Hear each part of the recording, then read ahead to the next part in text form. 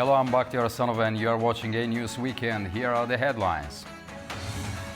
Israel and Hamas conduct another round of prisoner hostage exchange as a part of a ceasefire deal.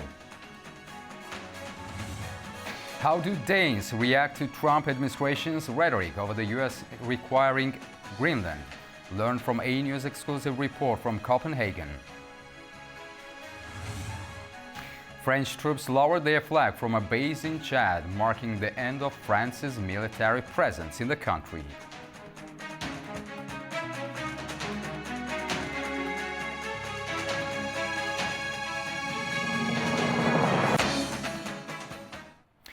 Israel and Hamas released hostages as a part of the ceasefire agreement between the parties. This prisoner exchange is seen as an important step towards reducing the long-standing tension in the region.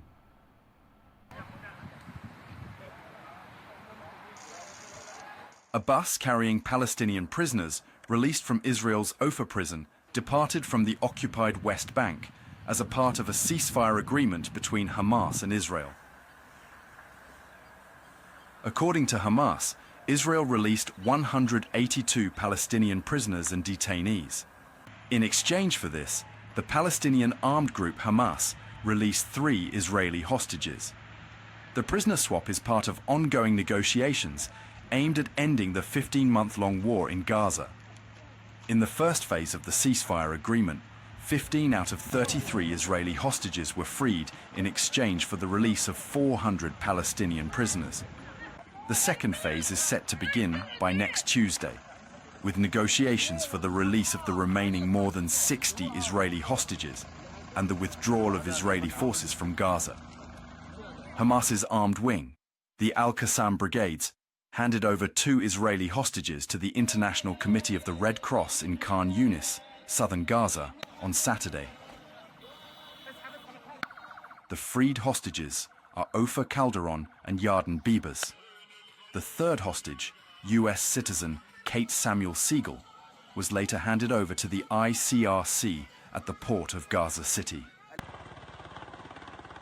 The Israeli military confirmed that the 2 Israeli hostages were en route to Israel.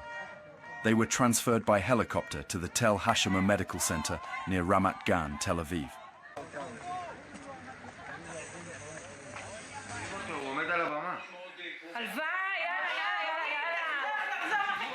He looks pale, he looks very weak, but he looks skinny. Yes. Lost a lot of weight, but he'll be okay, he'll be okay. He's gonna see his family now. A few days prior, 18 hostages were freed in exchange for 400 Palestinian prisoners and detainees. The 6-week ceasefire agreement, reached with mediation by Egypt and Qatar and supported by the US,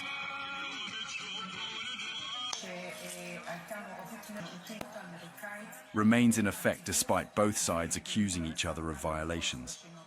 The latest prisoner exchange is considered an important step within international mediation efforts and is expected to influence the peace process in the region. As part of the final phase of the ceasefire agreement aimed at ending the 15-month-long war in Gaza, several Palestinian prisoners and detainees have been released. Among them, 150 arrived in Gaza and 32 in the West Bank, where they were warmly welcomed by large crowds. As part of the final phase of a ceasefire agreement aimed at ending the 15-month-long war in Gaza, several Palestinian prisoners and detainees were released. Among them, 150 arrived in Gaza, while 32 arrived in Ramallah on the occupied West Bank, where they were greeted by large crowds. Hamas's media office reported that one of the freed individuals would be exiled to Egypt. This is Gaza, which shows the message of freedom despite the siege. Gaza was under blockade, and still they always have a message of freedom. The Palestinian prisoners were released several hours after Israeli hostages were handed over to the Red Cross in Gaza and subsequently returned to Israel. Thank God, I am happy for this freedom, and we hope all other prisoners will be released. The situation in the jails is so bad.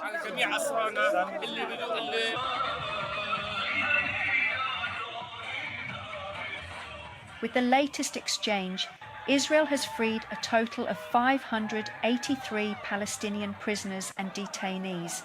These individuals include militants sentenced to life for deadly attacks, as well as those detained during the war but not yet charged. In the United States, a small plane has crashed near a shopping mall in northeast Philadelphia, leaving multiple casualties on the ground. The aircraft went down in cold and rainy conditions, sparking fires in nearby homes and vehicles. A Medivac plane has crashed near a mall in Philadelphia in the United States shortly after taking off. Jet Rescue Air Ambulance, the company that operated the aircraft, says the plane was carrying a total of 6 people, including 4 crew members, 1 pediatric medical patient, and the patient's mother, adding that it has not confirmed any survivors. Local authorities say they could not confirm how many people have died on the ground after the plane slammed into a heavily populated portion of the city. An aircraft went down in the vicinity of Roosevelt Mall on Cottman Avenue. This occurred shortly after 6 p.m. this evening. As of right now, we have no reports on the number of fatalities. So right now we're just asking for prayers for any and everyone who may have been affected. We do want to note that several dwellings and vehicles were impacted. Emergency response teams have been on site following the crash. Local media reports that at least 1 house and multiple cars were on fire. Low visibility and poor weather conditions may have contributed to the accident. United States President Donald Trump has released a statement on social media commending first responders for their efforts. An investigation is ongoing to determine the cause of the crash. The Trump administration continues to ratchet up its rhetoric over the U.S. acquiring Greenland, with its Secretary of State Marco Rubio saying overnight the threat of using military force is part of using leverage in the negotiation. These calls have caused concern in Denmark, which considers Greenland part of its territory, while the Danish government has garnered very public support for its position from European allies. A new poll suggests that almost 50% of the Danish population now sees the United States as posing a threat to the country. A news correspondent, Trent Murray, has this exclusive report from Copenhagen. On the streets of the Danish capital, there's one topic that continues to make conversation: President Trump's call for Greenland to join the United States. It's not going to work, and the Greenland doesn't want to be a part of the Americans. We think he has to talk with the people of Greenland and the people of Denmark, and then we can find some solution. He jumped a little bit too fast on that one, I think. The Danes have a bad reputation for their treatment of Greenland and the Greenlanders over the years, but in my opinion, Trump could only be worse. The vast island of Greenland is considered an autonomous territory of Denmark, and the Danish government would like to keep it that way. While its population sits at just over 56,000, its strategic location and rich mineral resources have made it the target of a campaign by President Trump, questioning Denmark's claim to the territory. Mogens Lykketoft served as Denmark's foreign minister. He told A News President Trump's rhetoric around tariffs and even military force has unnerved Danish society, especially given Washington's position as a long-time NATO ally. In a way, shocking development. Not that we know the outcome, but the whole idea of taking over a part of an allied country's sovereign territory is, of course, very strange and frightening for not only Denmark, but Greenland, but for the further world. What's next? The former foreign minister also argues the ties between Greenland and Denmark are stronger than what could be offered from the United States. It's not an economic interest, it's a historical connection where we have lived for hundreds of years together. We are a mixed population. We are family related. We have a long common history. I think a quarter or maybe even a third of the Greenlandic population is living in Denmark. We have shared citizenship.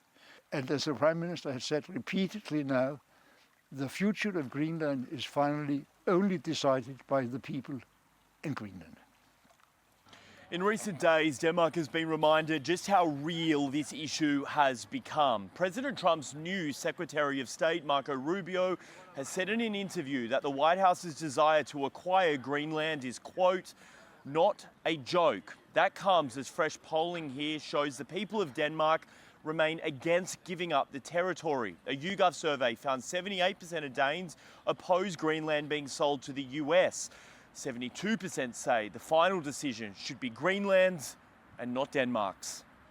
And that finding ties into the broader question of Greenlandic independence, a long-simmering issue under the surface of Danish politics. I think that Ulrik Premgaard from the Danish Institute of International Studies says an unintended consequence of President Trump's interventions could be Denmark having to grapple with a renewed push for Greenland to break away and itself become independent. Greenlanders have a lot of experience of discrimination and not feeling treated as equals. And in a sense, this Trump intervention has made this a lot more clear to the Danish public. Most Danes have a kind of nostalgic feeling about it. We've been good, we've been nice to Greenlanders. Why don't they value that? I think maybe this is the start of a conversation which will land us somewhere where Greenland is formally independent. In a region where the tides of change often move slowly, the speed and ferocity at which this issue is moving has undoubtedly surprised many, not just in Denmark, but Europe more broadly. But there is also a growing acceptance that Greenland's future will remain an issue high on the agenda, as all signals suggest the Trump administration is ready to dial up the pressure in the diplomatic discussions. Trent Murray, Foray News, Copenhagen. South Korea's Constitutional Court will rule on whether acting President Choi Sang-mok's delay in appointing a judge was lawful. The decision could influence the impeachment against President Yoon Suk-yeol, deepening the country's political turmoil.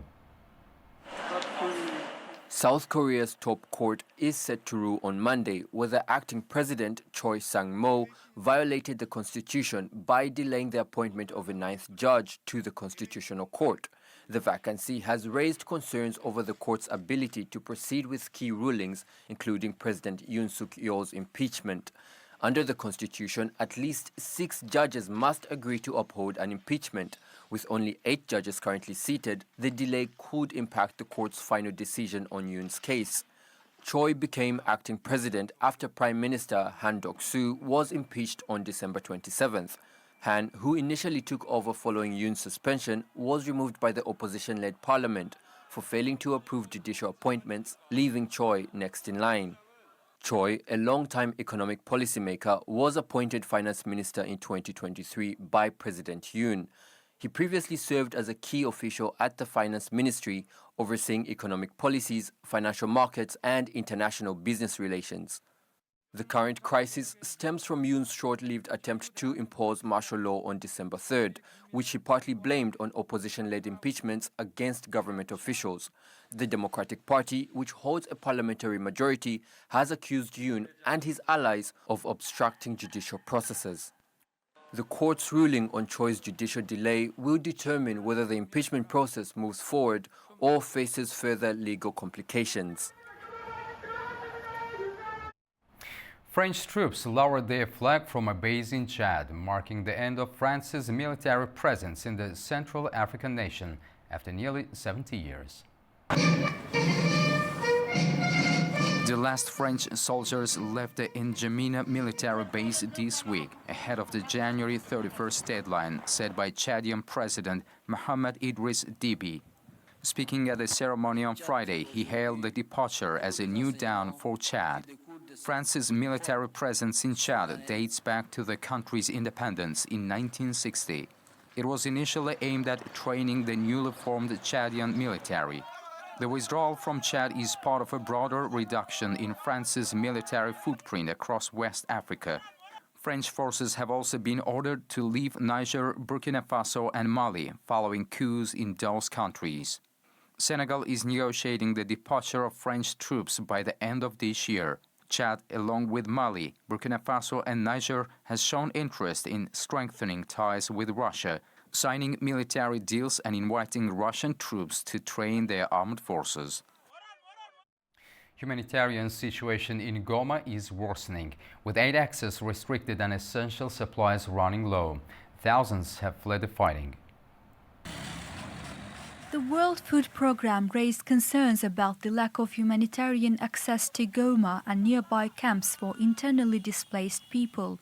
Experts have cautioned that Goma is on the brink of a humanitarian crisis as essential services collapse under rebel control. People are really running out of food, clean water, medical supplies, and that's a big concern. So the supply chain has really been strangled at the moment. If you think about land access, air access, when everything is closed down. Several displacement sites, including on the outskirts of Goma, where over 300,000 displaced persons have sought refuge, have been partially or completely emptied as families fled the fighting.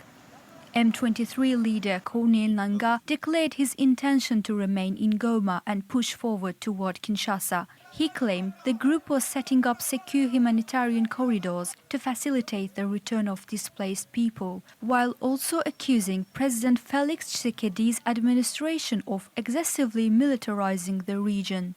Meanwhile, international pressure is increasing on Rwanda over allegations that it is supporting the rebels.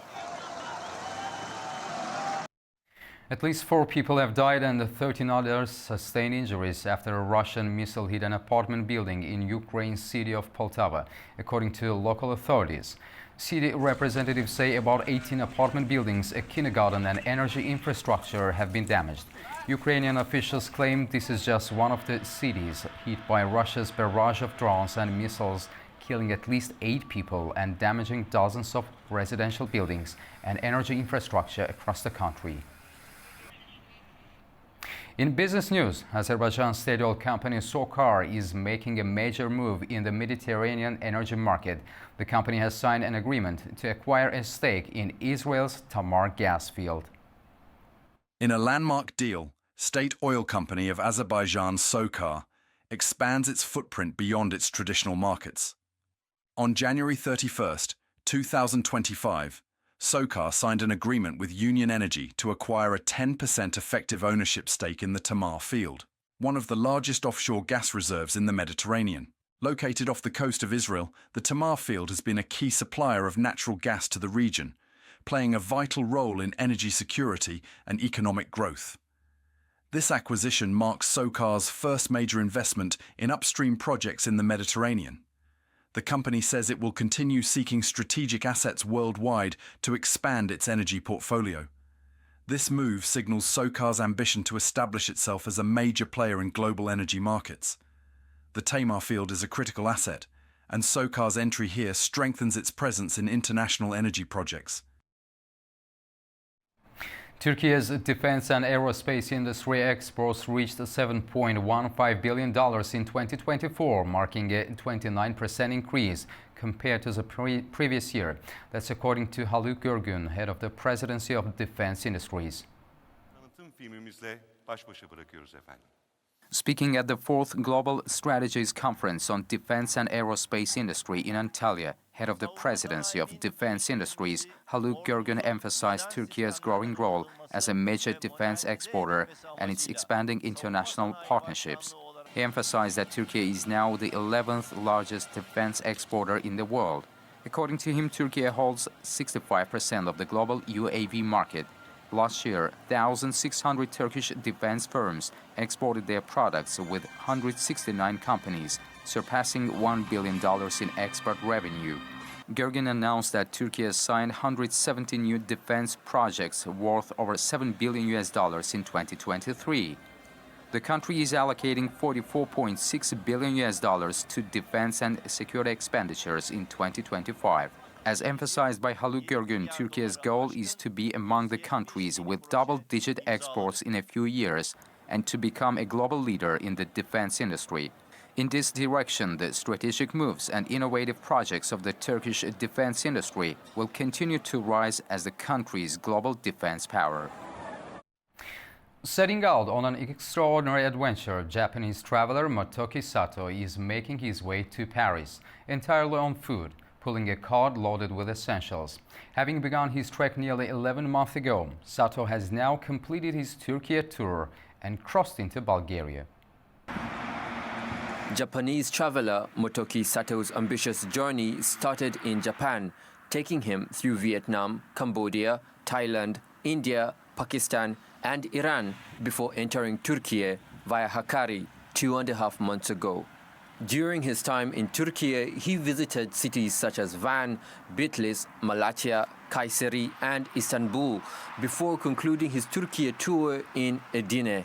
With approximately 2,300 kilometers left to cover, Sato aims to reach Paris in about 4 months. The reason why I'm walking from Vietnam to France, that's just nobody has done yet.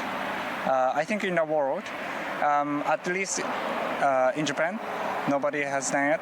So I want to do it first, yeah. Turkish people are really nice and very kindful, and they very respectful. And once when I stayed at